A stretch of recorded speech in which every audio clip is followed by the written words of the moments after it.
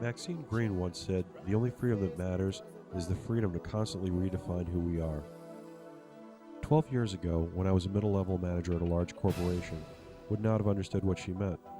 I thought freedom was the ability to get whatever you wanted.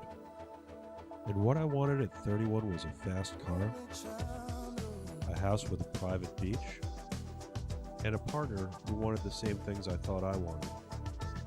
And by my 31st birthday, I'd achieved all those things. Then the day came when it all changed for me. I collapsed in the tax accountant's office as I was explaining how to hide money in the Cayman Islands, and woke up in the long hallway being wheeled down to the ambulance. My coworkers had lined either side of the hallway to see the spectacle, and I have to admit I was quite a sight. My undershirt had been pulled up to my chin, my shirt cracked to the waist, and electrodes connected me to an EKG machine.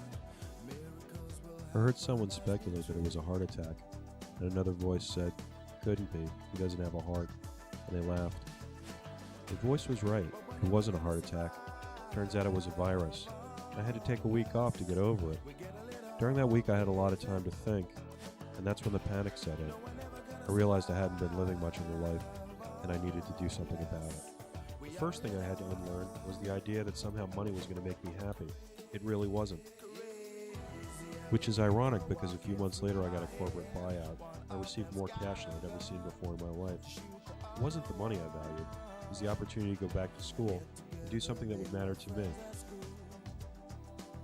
I enrolled in Pace University's Graduate School of Education, and there I read Maxine Greene and Paulo Freire, two thinkers who would change the way that I saw the world. My first job after graduating was in a small private school in New York City.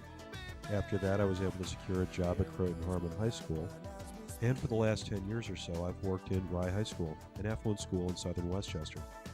The first few years, it was all I could do to maintain a little bit of classroom discipline and get through the curriculum by the end of the year. As my confidence grew, I was able to connect with students one-on-one, and as my professors at Pace had done for me, I invited my students to explore and redefine themselves in ways that would make them happier. I allowed some of my students to redefine themselves as actors. I helped some of my students realize they were social activists. In an after-school program, I helped some students find more balance in their lives, or at least realize that doing so is a lifelong process. I've helped some students to redefine themselves as poets and playwrights. I've encouraged them to take risks, and for some of them, they've achieved new heights and done things that they never thought they could, and some I've helped become friends. And in return, they've helped me become a teacher in a way that a graduate degree and a New York State certification never could. And even despite the paperwork that I often find overwhelming, I'm profoundly grateful for the opportunity to open these doors for them, and I've become happy in a way that I never knew possible.